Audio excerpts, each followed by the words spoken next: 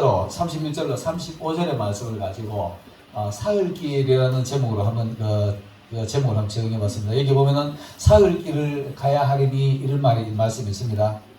그래서 사흘길, 그리고 내가 성경에 이렇게 쭉 찾아보니까 사흘길이라는 단어가 참 많이 나오던데 그 중에서도 우리에게 꼭 필요할 만한 말씀을 가지고 이렇게 한번 골라봤습니다. 자, 이 32절에 보면은 이렇게 말씀하십니다. 오늘과 내일과 모레는 내가 나의 갈 길을 가리니 선지자가 예루살렘 밖에서 죽는 일이 없느니라 이렇게 말합니다. 이 말씀 우리가 들어보면은 어떻게 보면 가슴 아픈 얘기고요. 어떻게 보면 하나님의 섭리고 이런 게 하는데 수많은 선지자들이 예루살렘에서 죽었고 또 이제 주님이 불과 며칠 안 되시면 이제 돌아가실 것을 여기서 예언합니다. 이렇게 말하는 그 내용에 보면은 바리새인들이 먼저 와주고 이 바리새인들이 예수님하고 가까운 분들이 아니잖아요. 가까운 사람들이 아니고 항상 대저점에 서 있는 사람들이 바리새인들이에요. 근데 이 사람들이 와주고 예수님이 하는 게 하도 특이하고 사람들이 자꾸 그런데로 몰리니까 아마 자기네 종파에서 무슨 부작용이 올까? 자기네 종파에서 흔들림이 있을까 싶었는지 모르겠지만 살그머니 와서 하는 말씀이 여보세요. 헤롯이 당신 죽이려고 그럽니다. 헤롯이 당신 죽이려고 그러니까 여기 지금 위험하니까 빨리 떠나세요. 이렇게 말해요.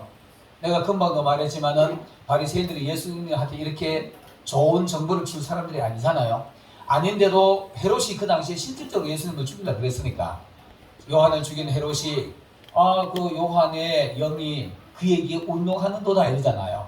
죽이려고 그랬기 때문에 그 실제 바른 말 한 거예요. 바른 말 한데 이 사람들 자기네들의 입장에 봤을 때는 자기네 종파에 무슨 위기가 온 것 같아. 그러니까 살그머니 좋은 말을 해가지고 보내지 말자. 우리 뭐까지 충돌할 거 있나 하고 좋은 말로 했을 거예요. 그러니까 예수님이 이렇게 말합니다. 오늘과 내일은 나의 갈 길을 갈 것인데 선지자가 예루살렘 밖에서 죽는 일이 없다. 헤롯이 죽이려고 하지만 내가 죽을 때가 되면 죽을 것인데 내가 그거 겁나가지고 도망갈 일은 없다. 이런 말하는 겁니다. 우리가 이렇게 가끔 목회자들이 또 그다음 신앙이 뜨거운 사람들이 우리가 순교하고 싶다라는 얘기를 많이 하죠. 나는 순교할 거야 이렇게 말하는 사람들이 있습니다. 순교 자기 마음대로 하는 거 아닙니다. 하나님이 허락하셔야만이 순교가 허락이 되는 겁니다. 자, 그래서 오늘 이 바리새인들은 이렇게 하지만은 예수님은 오늘과 내일과 모레는 날 갈 길 갈 것이다 이렇게 말하지만은 어제는 아무 말이 없어요. 우리 믿는 사람들에게는 지나간 어제는 과거일 뿐입니다.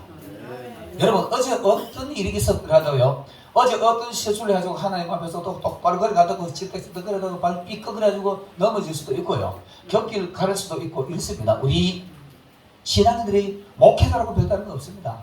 성도들 마찬가지 목회자들 다 곁길로 갈 수 있습니다. 그러나 어제는 아무 관계가 없습니다. 과거는 잊어도 됩니다. 예수님 앞에 엎드려가지고 아버지 어제 내가 우리 잘못했는데 예수 이름으로 용서해 주세요 하면 패스 오버입니다. 내 안에 예수의 피가 있느냐 없느냐 이것 따라서 패스 오버잖아요. 유언하는 거잖아요. 이렇게 넘어가는 건데 자 오늘 여기서 보면은 사흘길이라는 표현이 나오는데 제가 여기 아까도 얘기했지만 사흘길이라는 말을 군데 찾아보니까 이런 게 있습니다. 그래서 그 사흘길마다 제가 제목을 하나씩 지어봤어요. 부름의 사흘길이 있습니다. 예수 믿는 사람들이 전도되는 과정이 있잖아요. 부름의 사흘길이 있고 자 은혜 받아가지고 이제 부름의 사흘 전도대가 교회에 와서 은혜 받다가 보면은 언젠가 보면 또 목마름이 다가올 때가 있어요. 목마름의 사흘길이 있을 수가 있습니다. 그리고 또 고뇌하는 사흘길이 있습니다. 아주 막 신앙생활 하다가 깊은 고뇌해보지 우리 목회자들 다 경험하셨을 거예요. 이런 깊은 고뇌하는 사흘길이 있고요. 그 다음에는 또 방황할 때가 있어요. 방황 신앙인들이 다 경험하는 과정이라고 봅니다. 방황하는 사흘길이 있고 그 다음에는 완전하게 변화받는 사흘길이 있어요. 자 이것을 우리가 하나씩 한번 보겠습니다. 자 첫 번째로는 부름의 사흘길이 있다 그랬는데 이게 바로 불신앙에서 전도되는 과정인데 이스라엘 백성이 애굽에서 하나님하고는 관계없는 생활을 하잖아요. 종살이 하니까 종살이 하면서 하나님을 제대로 섬기겠습니까? 돈의 종이 되고 물질의 종이 되고 환경의 종이 되고 주변의 가족들의 어떤 이런 데서 전부 다 종살이 하는 모습이 오늘날의 우리의 모습이지만은 그 당시에 애굽에서 종살이 하는 사람들의 모습이기도 합니다. 자 여기서 우리가 하나님 앞에 부름을 받아야 되는데 출애굽기 3장 18절에 보면은요 하나님이 모세를 만나가지고 모세야 니는 여기 와가지고 이렇게 편안하게 지내는지 모르겠다마는 내 백성은 애굽에서 종살이 하는데 네가 가서 그걸 건져내라. 그러니까 모세가 아이고 무슨 말씀 그렇게 하십니까? 내가 나온 지도 40년이나 되고 말도 더듬더듬 어눌하고요. 내가 안 됩니다. 그거 가면 바라오 이놈이 눈 시퍼렇게 날 잡아먹으려 그럴 건데 옛날에 이제 바라오는 죽었지만 지하고 대적점이 있던 바라오니까 바라오니까 이 친구가 지를 죽일지도 모르잖아요. 그러니까 겁이 나는 거예요. 나는 자신 없습니다. 내가 너와 함께 하리라. 함께 하는데 너는 그에게 가서 이렇게 말해라. 하나님의 백성 내놔라. 내놓으면 우리가 광야로 사흘길쯤 가서 사흘길 가서 하나님 앞에 희생을 드리려 그러니까 내 백성을 내놔라. 그래라 이렇게 말합니다. 가르가지고 앞에 나는 것도 이거 잘못하면 위험에 처해 있을 것인데 그거 가지고 백성을 끌고 오라 하긴 해요. 또 백성을 끌고 오는 게 쉽습니까? 우리 다 아는 대로 재앙이 엄청나잖아요. 그 재앙 다 맞을 때까지 바로가 완악해져가지고 놓지를 않잖아요. 근데 거기 보면 이렇게 하나님은 가서 내 백성을 끌어내가지고 광야로 사흘길 가서 내게 희생을 드리라 했는데 모세는요 실제로 가서 이렇게 말해요. 바로 왕이여. 우리 성경 이런 거 보면 참 재밌습니다. 우리 전도자들하고 똑같습니다. 우리 하나님이 나에게 나타나셨는데요. 당신 그 백성 내놔라 그랬으면 우리가 사흘길쯤 가서 하나님 앞에 희생제사를 드릴 건데 내놓으시오. 당신이 만약에 안 내놓으면 하나님 우리 때릴 바 겁납니다. 이렇게 말해요. 하나님은 너희들 때리라는 말을 안 했어요. 전도하러 가는 사람들이 처음에 보면 쭈뼛쭈뼛 해가지고 말을 잘 못해. 쭈뼛쭈뼛 해가지고. 전도에 다 해보셨지요? 저도 훈련 받느라고 옛날에 청년 때 부천역 앞에 가서 노방전도 해봤고요. 우리 앞으로 이제 또 좋은 이제 또 동에서 만나가지고 또 노방전도 한번 해볼까 지금 생각하고 있는데 계획 잡고 있습니다. 전도자가 전도하러 가면 처음에는 쭈뼛쭈뼛 해가지고 말도 잘 못해. 근데 한 번 가지고 하고 난 뒤에 하나님이 그 다음에 안 내놓기는 한 대 때리고 나니까 그 10가지 장이잖아요. 피계입학, 생도구매 흑장. 이 10가지인데 한 번씩 때려 놓기는 하나님이 진짜 막 내 뒤에서 막 도와주는 것 같아. 그 다음에 자신해서 야, 너 언제까지 그렇게 교만할래? 내놔. 이렇게 막 강합니다. 전도자들이요. 처음에는 쭈뼛쭈뼛 하시더라도 하나님이 함께 하심을 믿으면 확실하게 전달하시길 바라겠습니다. 아멘. 그래가지고 백성들이 일고 나옵니다. 나가는데 사흘길 가서가지고 하나님 앞에 예배를 드리는데 사흘길을 걸어가는 거예요. 걸어가지고 거기서 하나님 앞에 예배를 드리는 겁니다. 이 전도하는 과정이 사실상 이렇게 어렵습니다. 여러분 전도 뭐 잘하는 사람 1년에 몇백 명, 몇천 명, 몇만 명 했다 한 사람 있고 이러던데 사실적으로 난 가능한지 모르겠어요. 산술적으로 계산하면 1년 365일인데 하루 한 명이어도 365명일 건데 1년에 몇천 명 했다는 사람은 참 대단한 분들인데 우리가 그 말 그대로 믿어주면 돼요. 믿어주면 되는데 능력자들이죠. 그러나 우리가 이런 그 능력자가 되려면 하나님 앞에 그 정도의 자신감이 있어야 돼요. 하나님이 내 뒤에서 저 사단이 붙들고 전도를 가보세요. 니나 잘 믿으라 이렇게 하잖아요. 근데 가거나 말까 하면은 나중에 사단이 그거 놓는 거 보인다니까. 놔요. 놓으면 그때 데려오는 겁니다. 데려와가지고 길을 걸어가는 겁니다. 하나님의 길을 우리가 동행해가지고 같이 이렇게 우리처럼 이렇게 모여가 돌아다니는 겁니다. 광야길을 방황하는 겁니다. 근데 이 광야길을 나와가지고 방황을 하면서 그 다음 두 번째는 이제 목마름의 사흘길이 있는데 목마름 출애굽기 15장에 보면은 모세가 수르 광야를 떠나가지고 사흘길쯤 걸어갔으나 물이 없어가지고 목이 말라 죽어요. 목이 말라 죽어요. 여러분 우리가 실질적으로 사흘길 물 한 모금 안 마시고 행군 해본 적 아마 없을 거예요. 군인들도 아마 그런 행군 안 해봤을 거예요. 근데 이 백성들은 애굽에서 나올 때 하나님이 막 함께 하는 거 눈으로 봤거든. 나중에 막 장자들도 막 덮어지고 이것들이 막 어서 나가라고 막 떡하고 금하고 막 있는 폐물 다 싸두고 어이구 징그러운 것들 빨리 나가라고 막 이랬어요. 그거 가지고 확인 그때 나올 때 처음에 나올 때 모세 따라 나올 때 앞으로 가면 영광 할렐루야 이렇게 갔을 거예요. 영광 할렐루야 이렇게 갔을 겁니다. 그런데 사흘쯤 갈 때까지 그거를 봤기 때문에 참을 수 있었던 겁니다. 우리 은혜 받으면은요 엔간한 어떤 어려움이 와도 인내할 수 있는 게 그런 거. 처음에 하나님의 은혜를 받은 확신심을 견뎌내요. 근데 사흘길 한번 걸어보세요. 말이 사흘길이지. 사흘길 걸어가니까 목이 타서 죽는데 이거 언제쯤 물이 주신다나 어떻게 하시려고 우리들 고생하나 하면 아무도 말도 안 했어. 근데 가다 보니 말하라는 썰물이 나오네. 말하기가 선물이잖아요. 물이 엉덩이 하나 있는데 제일 먼저 발견한 사람이 살았다 하고 쫓아가지고 엎드려가지고 마셨을 거 아닙니까? 입에 대가지고 한 모금 빨개더니 혀끝 대자마자 써가지고 마실 수 없는 물이야. 차라리 물을 발견 안 되시면 원망 안 했을 거야. 근데 우리 쓴 물을 보자 말자 원망이 트기 시작하는 거예요. 이 이스라엘 백성이 홍해 앞에서부터 원망하는 게 이 습관적으로 돼가지고 계속 원망만 해요. 오늘날에 우리의 모습하고 흡사할 겁니다. 정말 흡사할 거예요. 예수님 앞에서 그 은혜 받고 같이 다니는 사람들도 나중에 예수님 뒤통수 욕하고 도망가는 사람들이 있으니까 똑같을 겁니다.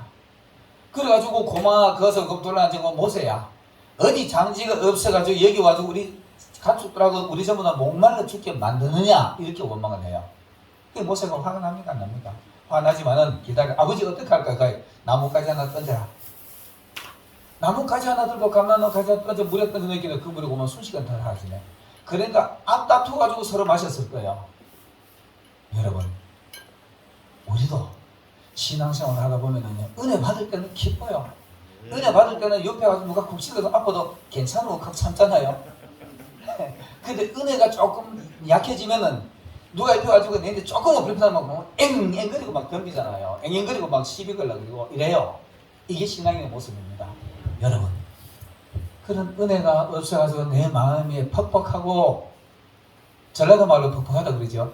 퍽퍽하다 그럽니다. 퍽퍽하고 메마를 때는 십자가를 바라보시기 바라겠습니다.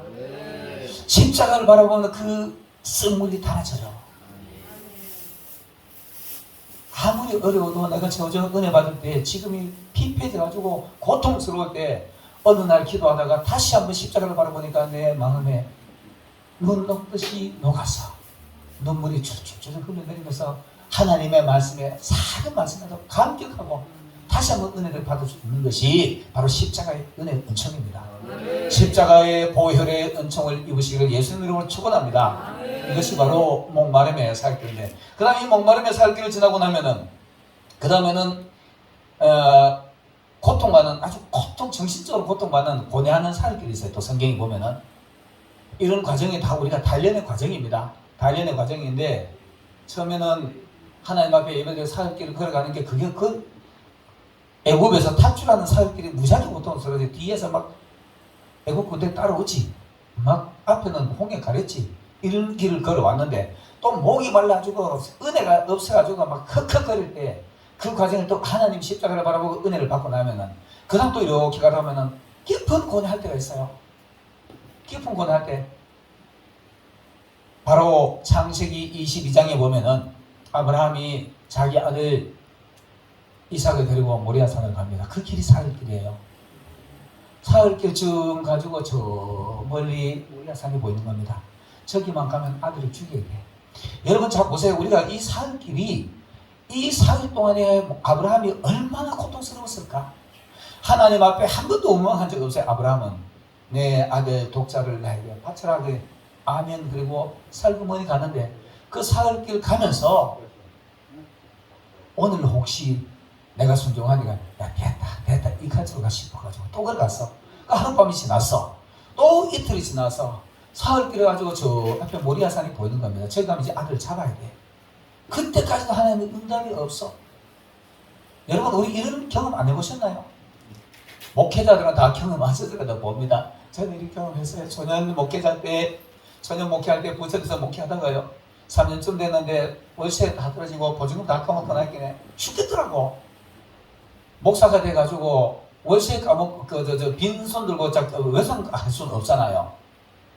한 달 정도 남겨놓고 한 두 달 정도 남겨놓고 사람들한테 돈 빌려 다녔어.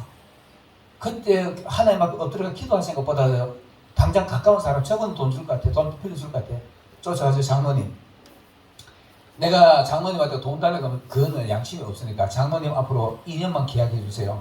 2년 동안 내가 월세 내다가 보증 그대로도 내가 그때 여기 부천 계시는 분 누가 있나요? 부천에 그 원미동 도당동에서 했는데 그때 1년만 견디신다 부흥했을 거예요. 2003년도니까 2003년도니까 그 했을 것인데 그거 보증금 못 가지고 성도들 다 마지막에 내가 20일 기도하는데요. 이거 내가 얘기하다 너무 간증하면 길에서 볼까 조심스러운데 단상에 없더라. 나중에 돈 빌려 뛰어다니다 마지막에 장로님, 내가 아주 가까운 장로님한테 가지고 정말 뒤통수 부끄러울 정도로 내가 돌아가 나오는데 정말 힘들더라. 걸음이 나오기는 힘들더라니까요. 그래가지고 아버지, 내 이제 사람 안 찾을게요. 아버지 앞에 엎드려가지고 내가 남은 시간을 갖고 20일 남았더라고. 20일간 기도할 테니까 그때까지 응답 안 주시면 내 교회에 손 놓겠습니다 하고 기도를 하는데요. 이런 기도 해보셨을 겁니다. 단상에 엎드려가지고 밤 자정이 돼가지고 나 이런 얘기하려고 가슴이 먹혀서 자꾸 이 말이 잘 안 나고 어떨 때는 엎드려가지고 아버지 기도 안 나옵니다. 돈 주세요. 이거 해결해 주세요. 이 말밖에 안 나와. 다른 말 안 나와. 안 나오고 하는데 엎드려가지고 기도하려고 딱 엎드리면은요, 처음에는 사도신경하고 찬송하고 성경 한 줄 보고 이거 하고 눈 감고 기도하려고 아버지요 이거 보증금요 이거 하는데 새까만 어둠이 나를 엄습해오는데요. 이 어둠은요, 우리가 아무리 강한 거라도 이겨내기 힘든 그런 어둠이 밀려와요. 어둠이 나를 꽉꽉 쫙 오는데 내가 거기서 막 쪼여가 저는 정신병 올 것 같은 그런 느낌도 받았어요. 그러면은 막 기도하다 주여 그러다가 눈을 뻗어 뜨고 보면 아무도 없어. 수도 없는 이런 경험을 했어요. 그리고 그 싸우다 마지막 날, 내일이면 이제 20일째 되는 날이 마지막 날이야. 아버지 오늘 마지막 날이네요. 하나님은 기적적인 하나님이고 완전 스릴 있는 하나님이잖아요. 오늘 밤 응답해 줄 줄 알고 기도하다가 어지러워 자더라고. 아침에 일어나기 전에 눈 뻗었는데 창틀로 햇빛이 쭉 들어오더라고. 근데 대답이 없어. 아버지 알았습니다. 내 교회 정리할게요. 그 순간에 마음이 평안이 찾아오는데요. 이거는 표현할 수 없는, 형용할 수 없는 평안이야. 그 평안을 보고 아버지 알았습니다. 정리할게요 하고 정리했어요. 정리하고 나길래 2천만 원 보증금 걸어놨는데 이것 때문에 저것 때문에 할게는 돈 없더라니까. 우리 집사람이 3만 몇천 원 남았을 하더라고. 그래 하나님의 뜻이니까 정리하자고 하고 딱 정리했어요. 정리하고 기물이 있는 거, 어떤 후임자 예정서 보는 거 그대로 싹 다 줬습니다. 솔직히요 여러분, 그거 가지고 밀어두면 내 마음이 너무 아플 것 같더라고. 싹 주고 돌아서 가지고 자기가 설립예배 드렸나 날 보고 좀 와주세요 이러는데 정말 하기 힘들더라. 근데 갔어요. 가서 한 5만 원 헌금해주고 돌아서가 나와주고 그 다음부터 그 앞으로 또 안 지나갔다니까. 이런 고뇌하는 살길이 아브라함이 이삭을 드리는 고뇌입니다. 이런 깊은 고뇌를 한번 해보세요. 이런 깊은 고뇌하고 난 뒤에 거기에서 하나님 앞에 응답 한번 받아보세요. 응답 받으면은 아브라함이 나무를 벌려놓고 야 너희들 종들은 놔놓고 지 혼자 가잖아요. 그 가는데 나무는 아들한테 지어놓고 칼은 품에 숨겨가지고 아들아 가자. 아버지 나무도 있고 불도 있고 다 있는데 어린 양은 어디 있나이까? 하나님께서 예비하셨다. 가자. 그거 신앙으로 했는지 그냥 말 돌려고 했는지 난 모르겠어. 솔직히요. 난 아브라함의 믿음의 조상이니까 신앙을 했다고 난 믿습니다. 그리고 가지고 나무를 벌려놓고 아들을 그 위에 놓고 칼을 빼는데 그 순간에 멈춰라 이러시잖아요. 근데 너희는 멈춰 소리 안 하시더라니까. 그래 결국 나 정리했어요. 이런 깊은 고뇌 속에서 하나님이 주시는 그 평안을 누리면은 아무 미련 없이 돌아설 수 있어요. 여러분, 이런 깊은 고뇌 속에서도 하나님의 응답을 받고 평안을 누리시는 여러분들이 되시길 예수님으로 축원합니다. 그 다음에는 방황하는 살길이 있습니다. 방황하는 살길이 있는데 우리가 신앙생활 이런 거 다 과정으로 본다면은 이런 응답받고 이렇게 하더라도 어느 때가 또 은혜가 없으면은 방황해요.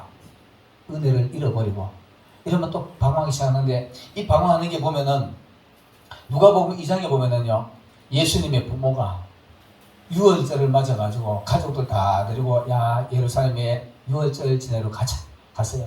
유월절 성하고 기쁘게 막 찬양하고 멋지게 드렸어. 데리고 집으로 가자. 가지고 돌아오는 길이 하룻길을 내려왔어요. 하룻길을 내려와가지고 집에 이제 저녁에 사관 하나 빌려가지고 잘라고 보니까 야 1번 2번 순서 번호 할때는 1번이 없네. 예수님이 안 보이는 거예요. 그 12살 정도 됐으니까 당연히 사람 속에 따라올 줄 알았어. 여러분, 우리는 이런 착각 속에 빠질 때가 부지기 수가 있습니다. 나는 은혜가 충만해. 나는 성령이 충만해. 이렇게 착각할 때가 많습니다. 근데 이 부모도 당연히 예수님이 동행 중에 있는 줄 알았어. 있는 줄 알고 내려왔는데 거기 없어. 없으니까 가면서 이렇게 말합니다. 자기 친척들 보고 혹시 우리 예수 봤습니까? 못 봤는데. 붙들고 묻는 사람마다 전부 다 못 봤다 그러네. 그래가지고 물어 간 길이 하룻길을 내려가는데 사흘길을 찾아 올라가요. 이 사흘이라는 우리 삼자라는 완전수라 그러잖아요. 우리 목마름도 완벽해. 그걸 해도 부름도 완벽한 부름을 받아야만 뒤에 안 돌았습니다. 목마름도 마찬가지, 고뇌도 마찬가지, 오늘 방황도 마찬가지인데 그 찾아가지고 올라가니까 아니 그 예루살렘 성전에 앉아가지고 제사 선생들하고 주거니 받거니 이거는 논쟁하고 있는 거예요. 아야 너 이거 어떻게 우리 부모님이 이렇게 말을 이랬지만 속을 상해서 왜 그러냐 가기네.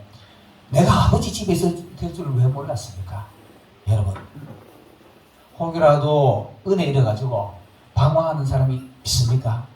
오늘 이 방송을 보는 여러분들이요 은혜 잃고 방황한다면 하나님의 집에 가서 예수님을 만나시기를 예수님을 축원합니다. 예수님은 아버지 집에 계세요. 그 길을 찾아가지고 왔습니다. 그 가는 걸음이 사흘 동안 찾아가는 겁니다. 그 사흘 동안 찾아가는 건데 오늘날에 우리 은혜 잃는 사람들이 자기는 은혜 충만한 줄 알았는데 어느 때가 보니까 자기도 형편없는 사람들이 있어. 그러니까 이쪽 기도원에 가지고 은혜 있을까 싶어 이쪽 기도원 쫓아가지고 기도해보고 저쪽 기도원에 가지고 은사인 줄 알았는데 예언 받아보고 저 대형 교회 어느 크다란 기도원에 거기 가면은 거기가 은혜 있는 줄 알고 거기 쫓아가보고 안 되더라니까. 안 되니까 결국은 어디입니까? 자기 본 교회에 가서 엎드려서 기도하면 은혜가 돼 솟아나는 겁니다. 아가서에 보면은 술람이 처녀가 그 꿈속에서 잠을 자다가 신랑이 눈앞에 와가지고 문을 두드립니다. 야야 문 좀 열어둬. 밤 있을 내 머리에 다 내려내 내 머리 다 옷도 젖어간다 문 좀 열어둬 가게. 아이고 나 그 이스라엘 그 풍속은 결혼식이 7일 결혼식 하는 거 아시죠? 7일 동안 결혼식을 하면은요 신랑 신부로 초중고 당할 거예요. 초중고 당하는데 며칠쯤 되는지 모르겠지만은 신부가 너무 피곤해가지고 낮에 계속 손님 맞다가 밤에 집에 와가지고 옷 다 벗고 싹 씻고 입어두고 자는데 올까 싶어 기다리는데 잠들자마자 살구멍 가지고 비몽사몽간에 신랑 못 뜯는 소리 나는데 이런 옷 다 씻고 자는데 지금 가지고 아마 해롱해롱 그대로 잠들었을 거예요. 잠들었는데 갑자기 문 두드리는 소리가 안 나는 거예요. 여러분 우리 잠자다가 이런 경험 해보셨죠? 옆에 뭔가 있는 것 같은데 갑자기 조용하니까 화들짝 깨는 경우 있잖아요. 이 신부가 그래서 신랑이 문을 두드렸는데 소리가 안 나니까 일어나가지고 껌껌한데 떠듬떠듬 해보고 옆에 아무도 없어. 불을 켜보니까 이미 신랑 없고 문 두드린 사람도 없고 다 덮여졌어요. 이 신랑이 문을 두드릴 때 열어주시기를 예수님을 축원합니다. 지금도 수없이 여러분들의 마음 속에 방황하는 사람들 속에 문을 두드릴 겁니다. 그 문은 우리가 잘 아는 대로 밖에서는 문 손잡이가 없잖아요. 그 성화에 보면은 문 손잡이가 없고 안에서만 열어주게 돼 있어요. 안 열어주는 거예요. 안 열어줘. 다 씻고 잠자는데 이제 와가지고 문 열어라고 하나 이렇게 한다니까. 깨가지고 문을 열었을 때 이미 신랑이 가고 없어. 그러니까 거기 보면은요 거리에서나 큰 길에서나 예루살렘을 행순하는 사람들을 붙들고 우리 신랑 봤느냐 이렇게 물어요. 자 보세요. 거리라는 것은 자그마한 기도원에 몇 사람이 모아가지고 기도하는 요런 데일 거예요. 요런 데 가지고 거기 은혜 있는가 싶어가지고 쫓아가지고 기도한답시고 은혜 받는다고 그래서 찬양 불러봐도 은혜가 안 들어와. 안 돌아오니까 그 다음에 조금 큰 교회 큰 집회 가면 저기 은혜 있는 싶어가지고 그 가지고 처음에는 찬양 부르고 있는 것처럼 하는데 또 없어. 그 다음에 대형 예루살렘 거리 행순 신앙생활하는 예루살렘 거리를 행순하는 사람들 붙들고 물어봤다 이렇게 하는데 신앙생활 열심히 하서 야 저건 은혜 있어 저건 데 가면 은혜 될까 싶어 그분 붙들고 야 어디가 은혜 있더냐 물어봐도 없어. 이 처녀가 나중에는 자기가 태어난 곳 이렇게 말해요. 자기가 태어난 곳 오늘날에 본 교회에 가지고요 거기까지 기도할 때 은혜가 돌아오는 겁니다. 그러니까 자기의 신랑의 손을 붙들고 자기 어머니의 방에 들어가 자기 잉태한 방에 들어가기까지 안 놨더라. 예수님의 손 다시 잡으면 놓지 마시기를 예수님을 축원합니다. 꽉 붙들고 있어야 됩니다. 꽉 붙들고 가야 되는데 가다가 조금 힘들다고 잠깐만요. 자스도 보면 한번 쫓아가지고 내가 저거 구경 한번 보고 쫓아가지고 구경하고 보다가 잃어버린다니까. 딴짓하면은 신랑이 있습니다. 신부처럼 술람미처럼. 설령 은혜를 잃었다 하더라도 방황하지 마시고 하나님의 집, 우리 교회, 본교회 예배당에 와서 단상에 엎드려가지고 목사님한테 기도 부탁하고 자기 스스로 기도해서 예수님의 은혜 되찾으시길 바라겠습니다. 되찾은 예수님을 손 놓지 마시고 손을 꽉 붙들고 완전 은혜, 자기가 처음에 은혜 받던 그 첫사랑을 찾은 것처럼 그 첫사랑의 신앙생활을 계속 이어가는 여러분들이 되시길 예수님 축원합니다. 자, 그 다음 다섯 번째로는 변화하는 살길이 있습니다. 이렇게 우리가요, 부름도 받아야 되고, 그 다음 목말도 해봐야 되고, 고민도 해봐야 되고, 방황도 해봐야 되는데, 이런 걸 완벽하게 한 사람들은 완전한 변화가 일어납니다. 이런 경험을 확실히 한 사람들이 완전한 변화가 일어나는데, 오늘 요한복음 2장에 보면은 사흘째 되던 날에 완전한 변화가 일어나는 겁니다. 사흘째 되던 날에 예수님과 그 어머니와 제자들도 초청함을 받았는데 그 집이 잔치집입니다. 이 잔치집에 여러분 하나님의 천국 잔치 속에서 완전한 변화가 일어나는 겁니다. 성령의 천국 잔치가 일어나야만이 완전한 변화가 일어나는 겁니다.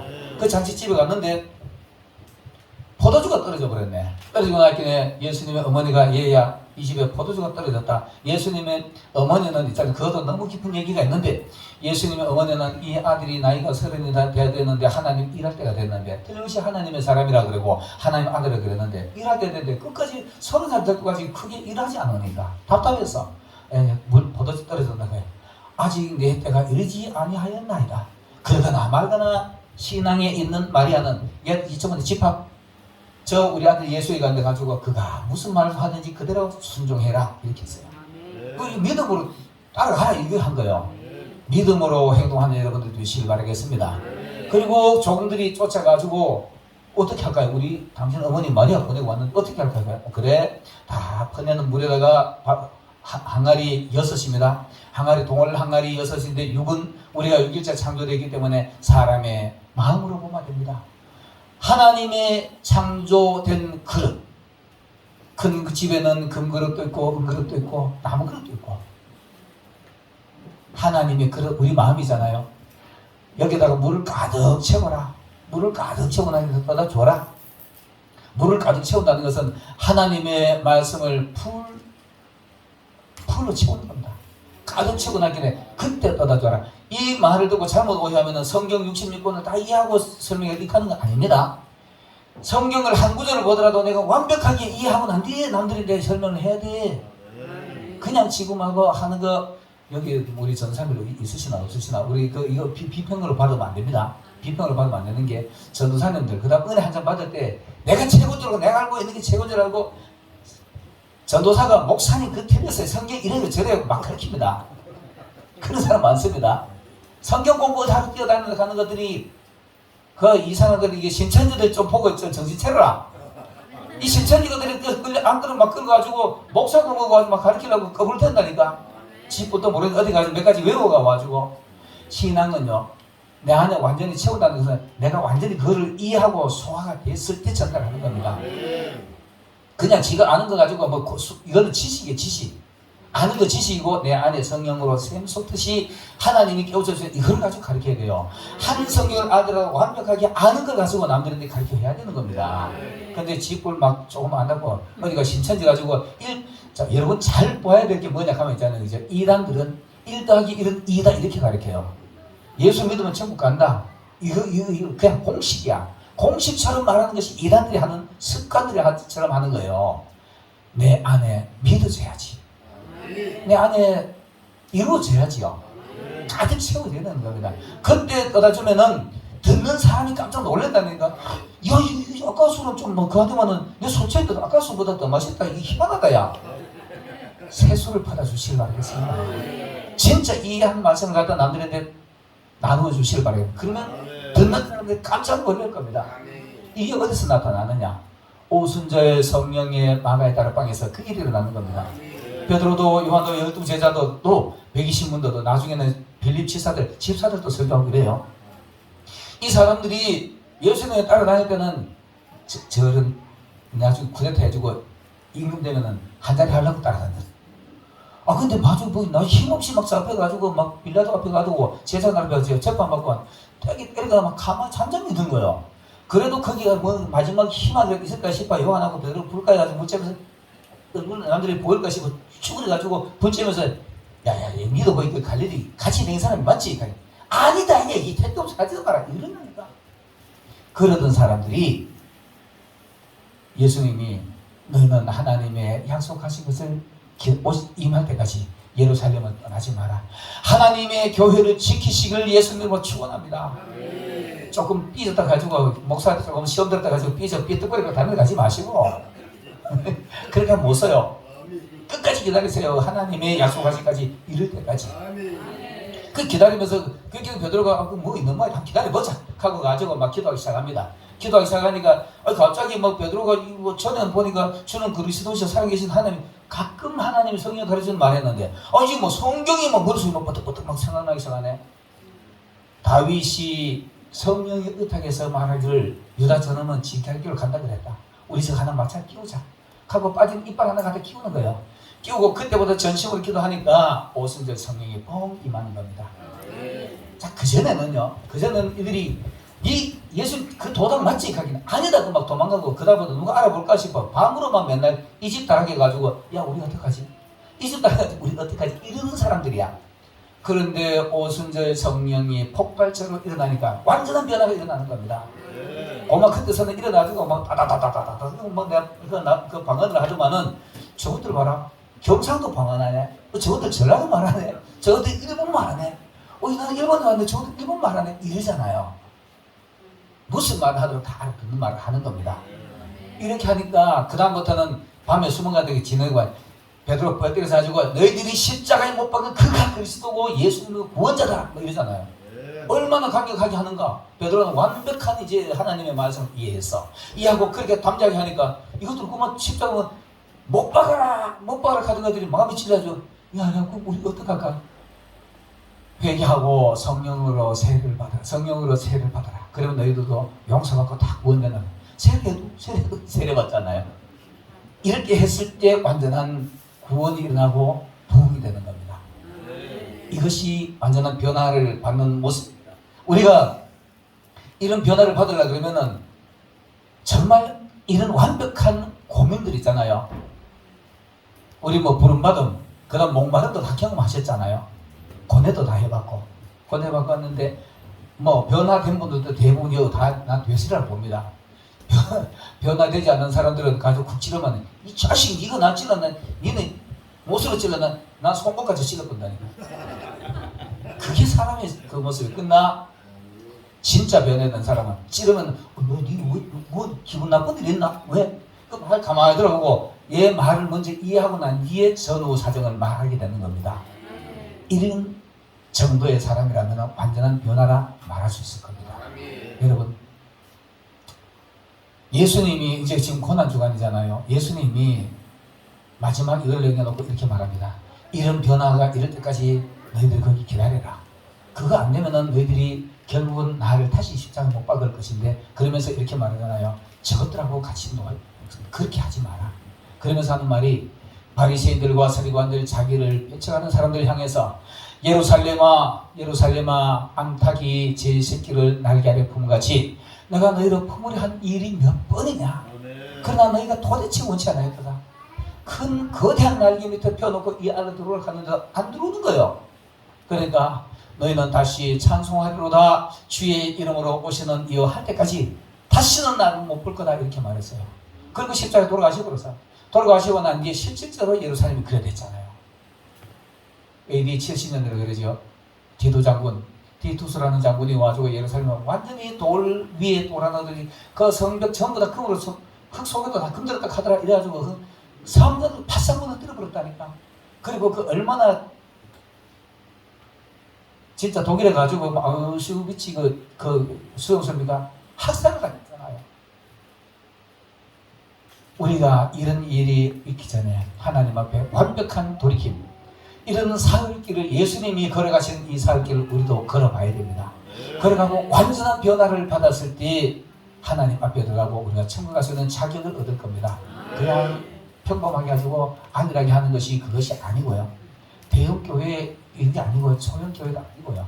하나님 앞에 얼마나 정직하게 섰고 얼마나 정직하게 깨닫고 가느냐에 따라서 우리가 하나님 앞에 갈 수 있을 겁니다. 여러분, 우리도 이런 고뇌하는 이런 깊은 산길을 걷고 하나님 앞에 인정받는 여러분들이 되시기를 예수님 이름으로 축원합니다. 기도드리겠습니다.